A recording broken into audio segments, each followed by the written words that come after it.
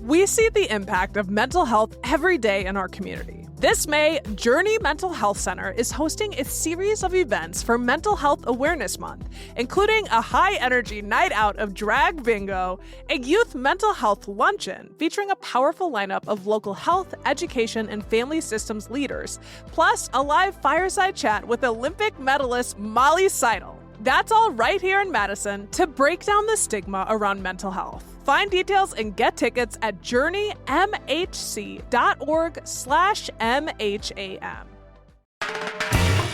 This is CityCast Madison. I'm Bianca Martin, and here's what Madison's talking about. Happy Tuesday, Madison. I am executive producer Haley Sperling, sitting in today for your host, Bianca Martin. And joining me today on this show is local comedian and writer Emily Winter. Hey, Emily, how's it going? I'm great. How are you?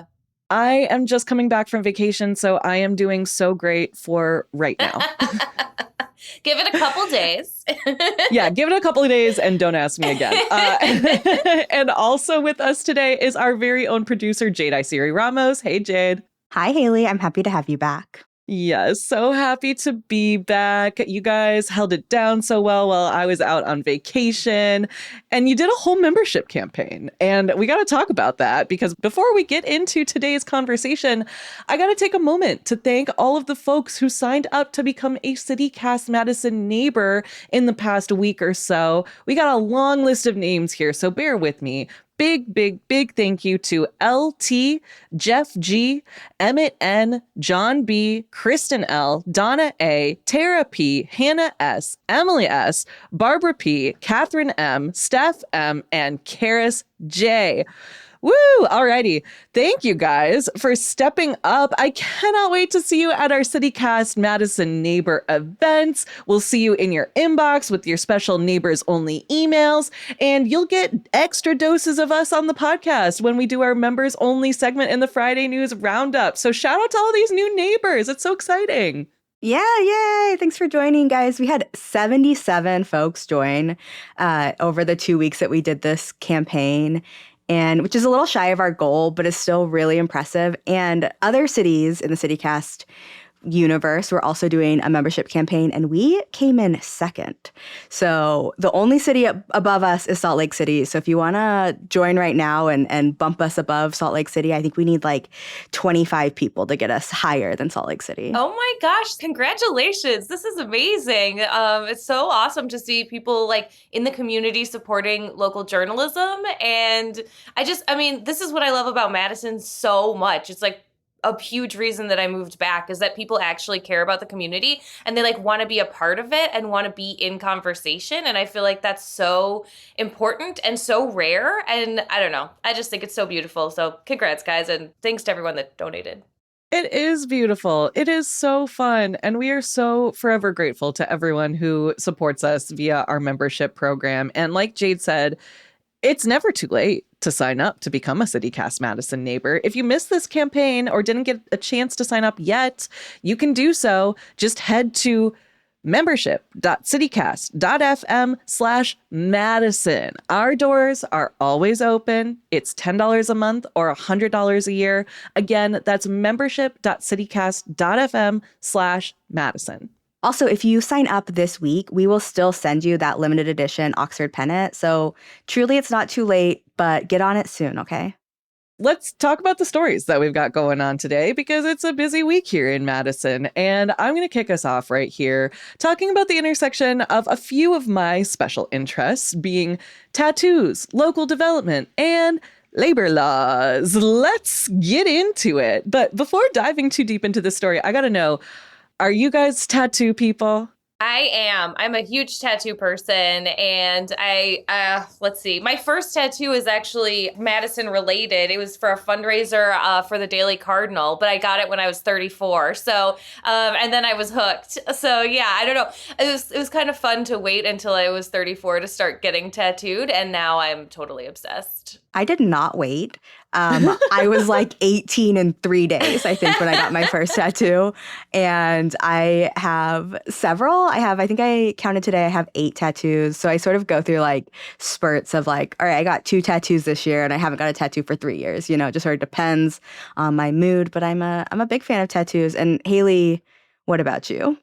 I think, okay, you say you have 8. I think that might make me the most tattooed person on the squad, unless somehow Rob Thomas is like hiding a sleeve or something from us, which you never know. You learn new things about people every day. But yes, I think some people would categorize me as heavily tattooed. I've got pretty decent, art on the arms, legs, back, some unmentionables. You just, anywhere you go, you see my tattoos. I love them. I waited a little bit. My parents hate all of my tattoos equally. I'll just get that out there. But mine too. I'm glad I waited a little bit. I think I was like maybe 19 or so when I got my first one, because some of the stuff that I wanted when I was 18 was like, ooh, I'm glad I don't have that on my body. So, take that with you. Yes. Let's dig in.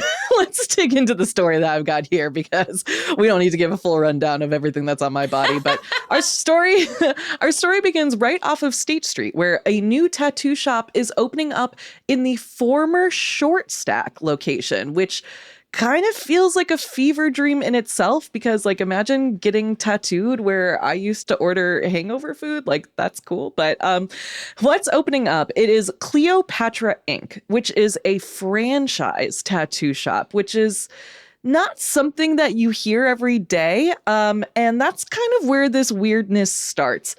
Cleopatra Inc. is a worldwide franchise. They operate in at least 11 countries and have shops in 19 different U.S. cities.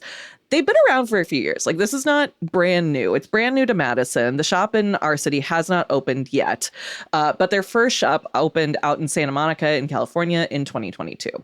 So they came onto the scene, made a big splash because they have done a huge push on social media for their marketing. Have you guys seen any of their like Instagram ads? I've gotten like bombarded with them over the past couple of months. It's so weird. I haven't seen them at all. And I've been like really fiending for a tattoo, and I don't have like artists in town because I'm new here.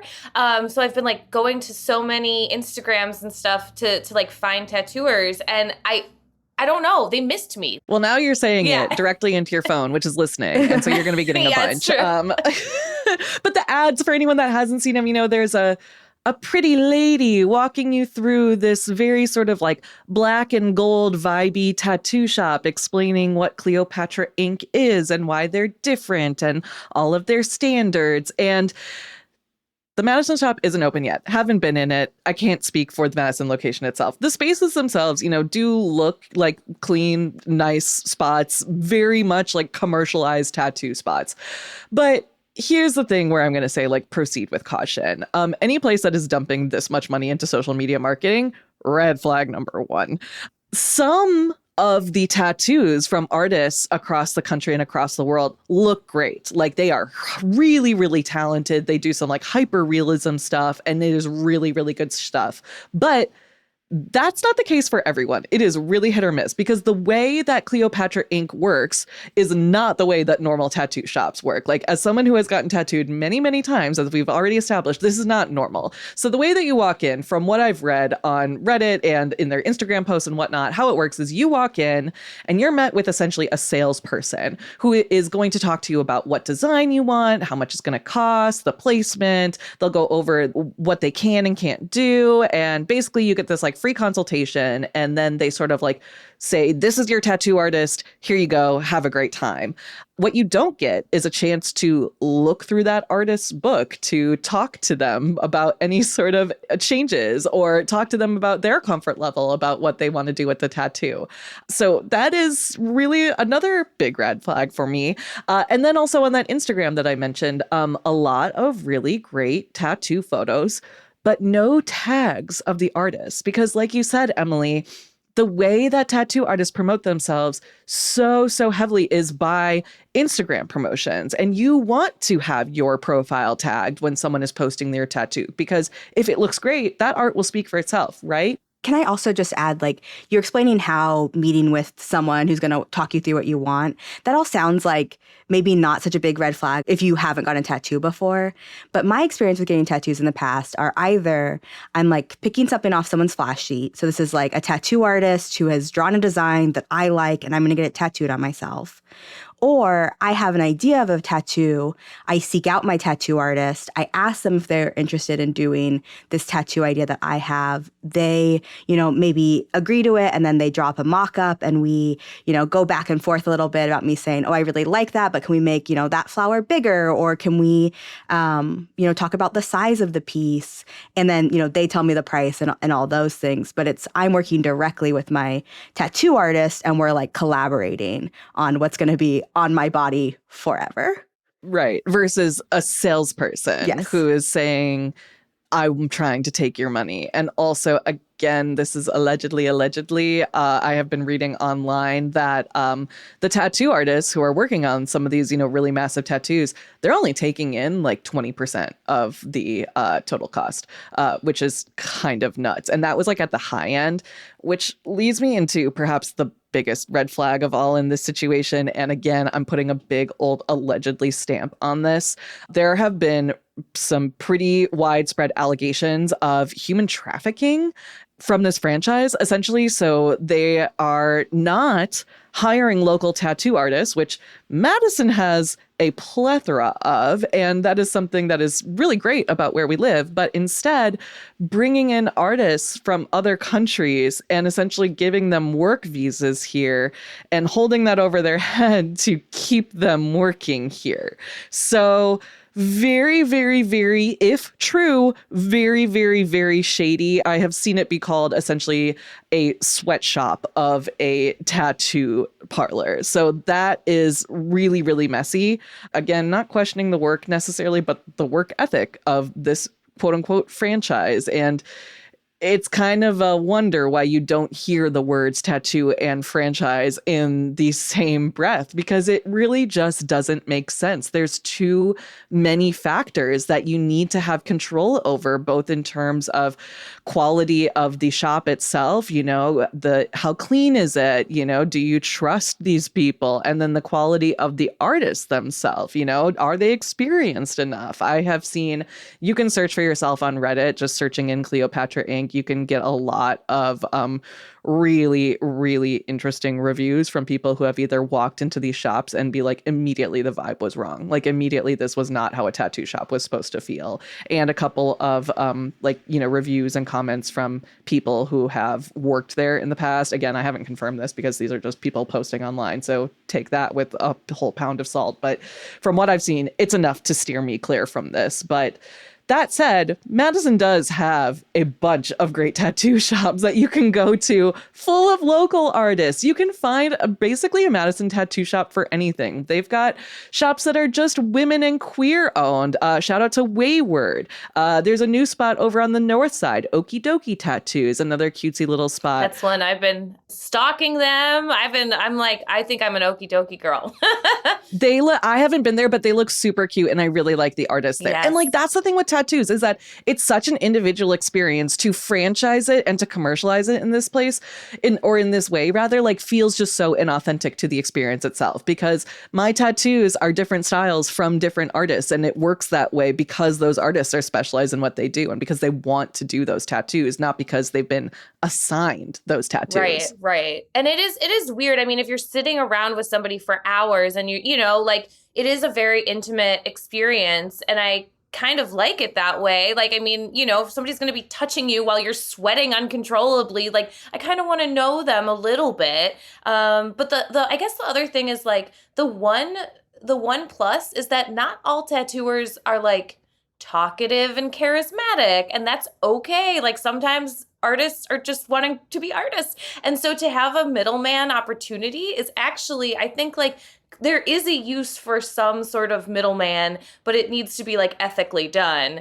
There needs to be like a tattoo doula or something, like somebody who's like in the middle that's like, hey, listen, like this tattooer is awesome, but they don't like to talk a lot and they're not like particularly chatty and like fun and they're not smiley, but like look at this work, Yeah, I think tattoo doula might actually be my dream job now that you say that, because I've spent an inordinate amount of time creeping on tattoo artists. And like, I love the guys that don't talk sometimes. Highly underrated, I think, doing a crossword puzzle while you're getting tattooed. This really only works like if you're getting like maybe your legs or your back done. Can't really do it with the arms, if you're writing or doing it on your phone. But you can make that either an individual or a team experience to get it done with an artist. That's so funny. I love that.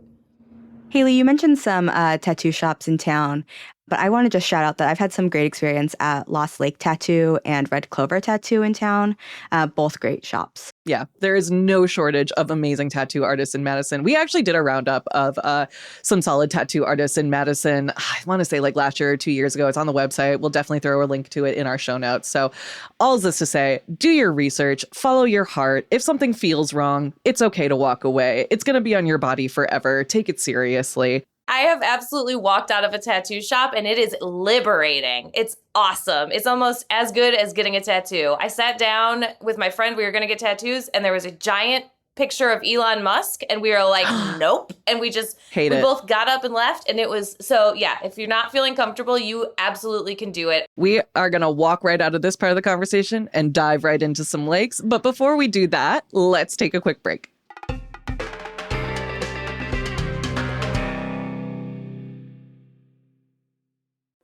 All right, it's time for our weekly segment, Banking Outside the Box with Oak Bank, with the sponsor of this episode, Oak Bank.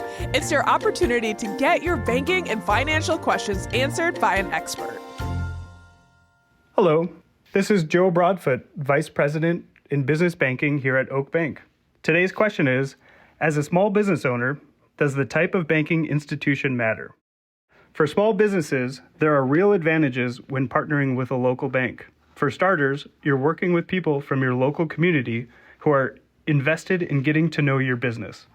Because small, local banks get to know clients personally, we can move faster, catch risks like fraud sooner, and offer guidance that's tailored, not one size fits all like you get at a larger bank.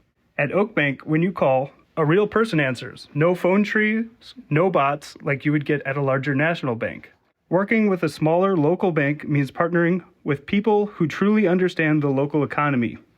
Our bankers live and work in the community, stay closely connected to regional industry trends, and can offer more informed, flexible lending decisions or advice, something large national banks' standardized models often can't match. If you have any questions, reach out to us at Oak Bank. Huge thanks to Oak Bank for sponsoring this segment. If you've got a banking or financial question, hit the link in the show notes. You might even hear it answered in an upcoming episode.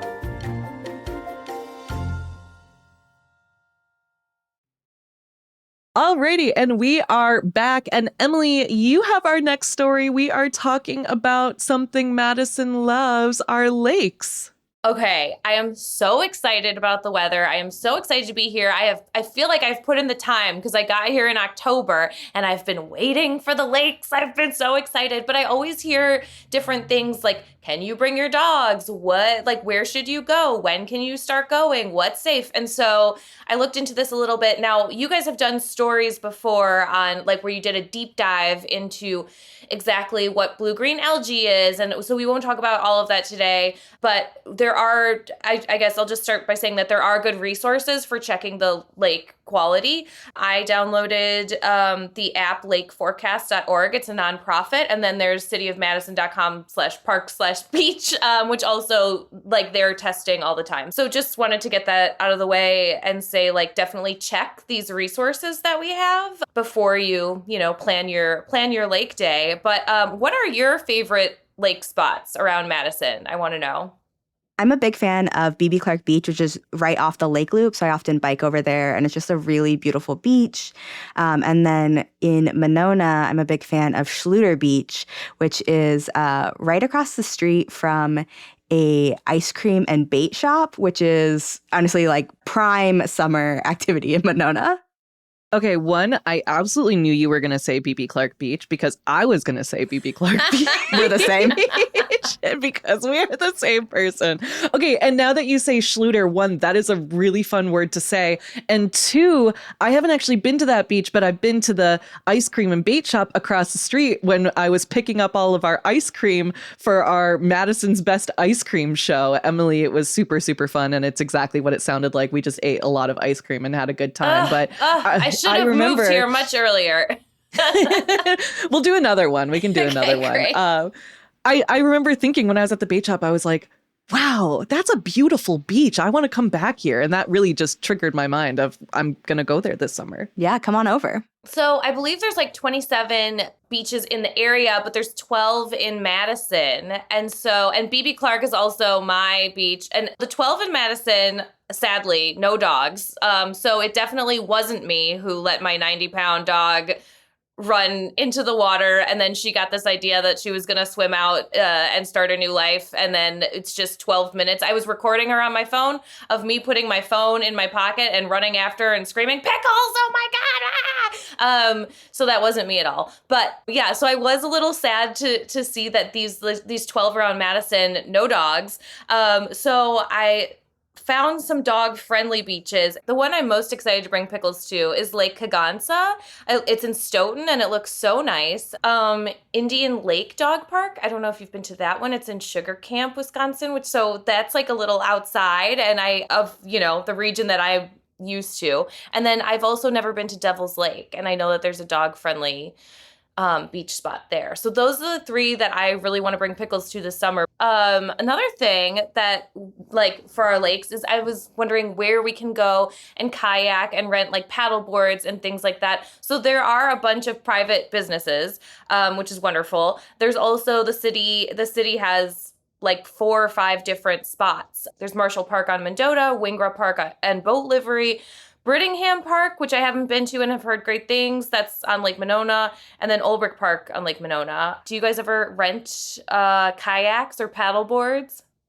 I have never rented a kayak before, but I just said I came back from vacation. I was in Puerto Rico and I went kayaking for the very first time in the bioluminescent bay in Vieques, and it was incredible. And I don't expect to be able to recreate that experience in Madison, but I am sort of maybe entering my kayak era. So I am excited to check out some of these spots and also maybe sort of get out of the, classic sort of like Brittingham Bay area because of all of that construction going on John Nolan. So it would be a great time to maybe check out what's happening either in the rest of the city or sort of like outside of Madison limits. I think that's a great idea. And then especially like I'm going to do that with the dogs, but I'm very excited because this research has made me realize I'm going to hit all the 12 beaches of Madison this summer. And I feel like if you're listening, maybe you want to do this too. Maybe this is like, it's a fun little summer project. Make sure you hit every single one of the 12. And then we can all, decide which our favorite is. So that's really cool. I'm very sad that I no longer own a speedboat. I did win a speedboat a few years ago on The Price is Right. And I sold it to pay rent, but I did name it No. first. Yeah, well, I was living in Los Angeles, right? So in the valley, like, where am I going to do? Put it in instead of my car in the parking lot. So I had nowhere to put my speedboat. I have depression, so I named it the SSRI, and then sold it for rent money. But yeah, I'm like, oh no, I won the perfect thing for Madison, Wisconsin, and I no longer have it.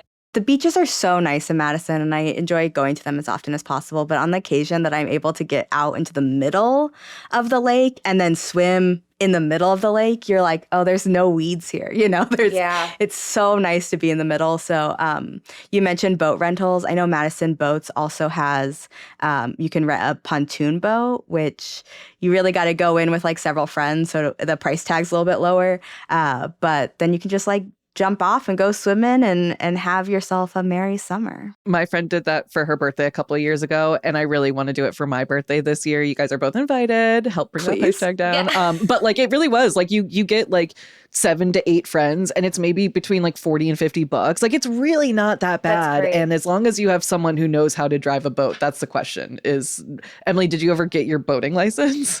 No, but weirdly, I was a mate on a yacht that sailed around Manhattan in my 20s. So I like can throw a line, but I have no idea how to drive a boat. But I can like fake it, you know. Like That's more than I if can. I was playing a boat person in a movie, I would know what to do. But actually, I don't know anything. When I was in college in Madison, my then boyfriend had a inflatable dinghy that he would row up to the Union. So like if you don't have enough money for a pontoon, that's an idea. I'd be sitting at the Union and I'd be like, that's my man, you know? That's my man. The cool thing about the algae and stuff is that if you listen to the deep dive that you guys did last year, the blue-green algae is actually bacteria, which is not good. However, like kelp and stuff like that is fine usually. And so when you are like going on the app and making sure that like the beach is safe, it's absolutely safe. There's just some slimy stuff in there, and that's okay generally. So it's like it makes me feel better to walk into the lake knowing that that's like generally not the part that you have to worry about, you know? Yeah, Emily, you're talking about Bianca's conversation with Danielle Duclos last year about what happens when Madison Beaches closes for toxicity.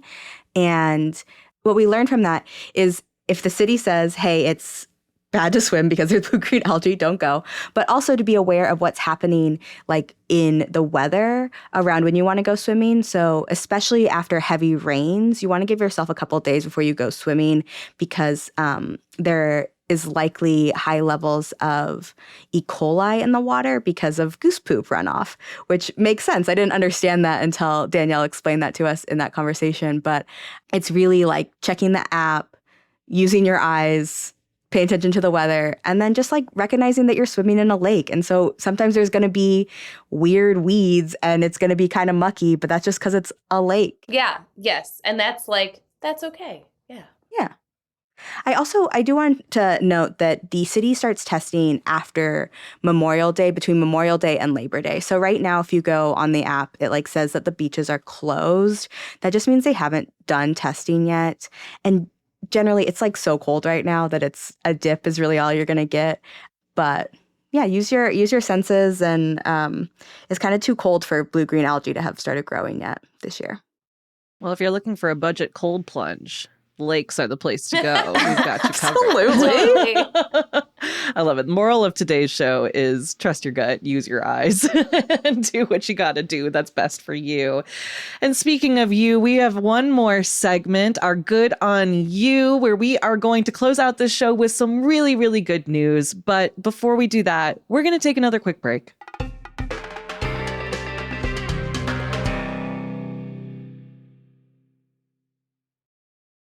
All right, we are back, and as promised, we are rounding out this show with some good news. Jade, you've got the story. Yeah, so this week's Good On You segment is going to our new neighbors. We put out the call for support over the last 2 weeks, and as I mentioned before, 77 of you all showed up, so good on you. Yes, good on you. We need like 5 rounds of applause here, 500 rounds of applause. You guys rock, truly. And when people sign up to become new neighbors, we give them the space to let us know why they chose to sign up.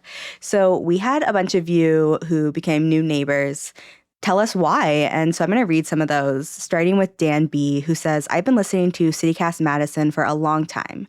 You can feel the genuine intention and care from everyone. The interviews, discussions, and stories strike an incredible balance that I haven't found anywhere else. Thank you all for the intention, care, and energy you put in highlighting all of Madison. Meanwhile, Sarah M. says, I appreciate the conversations about important matters in our city and state. I may not hear about them otherwise as I tend to focus on our national news. The energy and sincerity Bianca brings to her work, as well as the team's rapport, are also appreciated. I'm usually left feeling uplifted and optimistic because our local coverage is almost always better than national reports.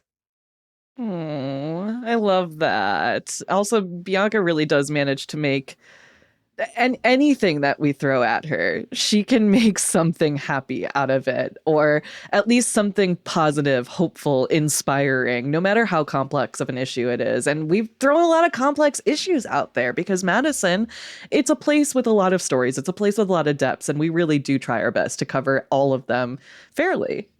Yeah, I also think Bianca has this like true talent to connect with our guests so deeply. I think that you all hear that in each podcast episode. Okay, so Molly F says that the CityCast newsletter is my main source for local news. I read it every day to stay in the know about Madison events and businesses, and I want to support their work.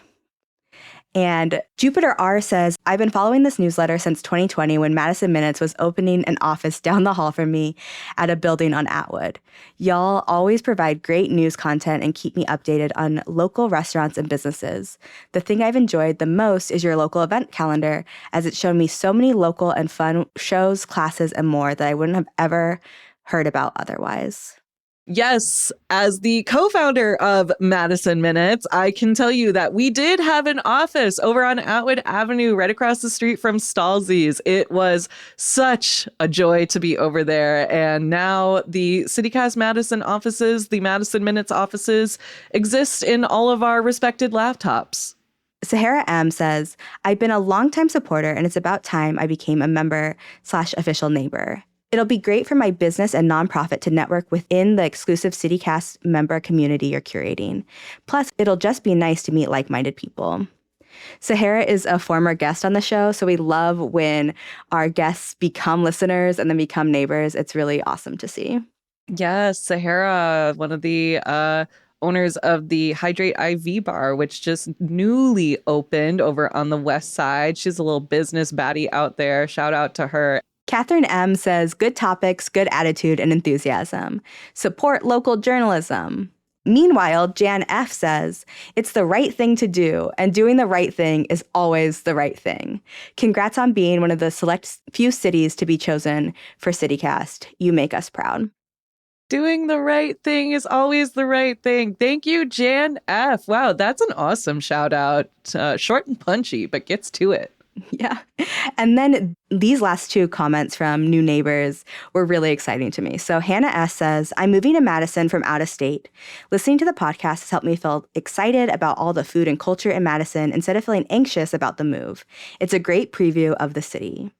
While LT says, listening from Oakland, California, because I'm thinking about returning to the Midwest where I grew up, and I think Madison would be perfect because it has a lot going on and it's a 2-hour drive from family. Close, but not too close. This person is me. I started listening in California, and then I was like, I think I'm going. I think I'm doing it. And now I'm 2.5 hours away from my parents, and that is perfect. Yeah. I was gonna say, Emily, like you have to go find Hannah and Elle and just make a new friends. Yes. So good on you all who joined this past membership campaign. I really appreciate having you as neighbors and all the kind things you say and have said about us. It lifts our spirits and keeps us moving. And it's not too late to become a CityCast Madison neighbor and support our work. Go to membership.citycast.fm/Madison to join today. And hey, if you sign up this week, you can still get that limited edition Oxford pennant. It is quite dope. It is really cool. So, but this has been so fun. And I know we've got one more piece that Emily, you want to tell us about, or maybe you want to show us about. So I am so excited. Thank you for bringing this up. I'm doing something I've never done before. I'm hosting a grown-up show and tell, and I've called it adult show and tell, and I'm realizing the connotations are not what I intended. So it's a grown-up show and tell, but it's called adult show and tell. And it's going to be at Aubergine on Saturday, May 9th at 7:30. And basically it's like, so my stuff has been in storage in Los Angeles since January 2025, since those fires happened. And I haven't had my stuff, and I miss my stuff. And I want to hear people's stories about their stuff, whether it's like reading from a diary or like showing an old baseball glove, or telling a story about a family heirloom or showing off a trophy or something. I want to hear it. I think just because I want to look at stuff and think about it. So I'm throwing it at Aubergine, which is across from the co-op. It's owned by Willie Street Co-op, and it's $10 tickets online, and that just goes to paying for the AV equipment and the room rental, and it's BYOB. So I just want to keep it like cheap and fun. And everyone that comes, you can bring something to show and tell, and we'll throw names in a hat and pull them out of a hat and see what happens. There's going to be also a panel of 3 people who are super friendly, and one of them because it is Bianca Martin. So Bianca will sit on a panel of 3 people who will ask follow-up questions about the objects, and the other 2 people, one is a union organizer named Mike Jones, who's local, and then the other one is my husband, who's a comedian. His name is Chris Calogero. So I'm going to host it. We're going to have these 3 lovely people up there, and just going to be like a fun community night. We love Mike Jones over here. He is a friend of the pod. Dude, so everybody in this town knows Mike Jones. It's so fun. I went to college with him, and I feel like whenever I hang out with him, I'm walking around with a celebrity. He gets stopped wherever we go. That's so fun. I'm so excited. As a self-described trinket girl, I have a lot of things I would love to show. What would you show? Oh my God. Literally every stop we made in Puerto Rico was like to a little souvenir like tchotchke shop, and I picked up several. So it would probably be something from that. And then on Thursday, May 7th, I am throwing a comedy show to benefit the Badger Project. And that's going to be at Roxy Madison. It's early. It's 6:30, like right after work. And the Badger Project is run by a journalist named Peter Cameron, who's wonderful, who I've known for many years. If you read the New York Times article, 36 Hours in Madison, that was written by Peter Cameron. He runs a nonprofit because there's, independent journalism is, dying, and when you find people that are actually like wanting to dig in to the community, they often cannot be financially sustained. So he started the Badger Project years ago, and all of the proceeds will go to the project. So That's awesome. We do love the Badger Project. They are doing a lot of really good work, investigative work. They do a lot of coverage, I know, of the State House. And shout out to Peter Cameron for keeping that going, because we know it's hard and it's expensive. So, wow, so much good stuff happening on this show. Thank you both for joining me today and talking about all things Madison. Emily Winter, it's been so fun. Thank you for having me. So happy to be here. And Jade Siri Ramos, always a pleasure. this has been so fun. I'm happy to be on the podcast today.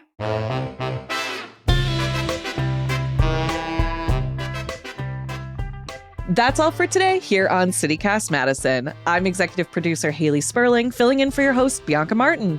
You can get more news delivered right to your inbox by subscribing to the CityCast Madison newsletter, formerly known as Madison Minutes. And don't forget, you can also support this show and get great perks like that Oxford pennant by becoming a CityCast Madison neighbor. Head to membership.citycast.fm/Madison. And if you enjoyed today's show, why not share this podcast with someone who likes lake swimming or ethical tattooing and CityCast Madison, local news. Shout out to us. All right, y'all, we will see you back here tomorrow morning with more news and stories from around the city. Until then, take good care and thanks for listening.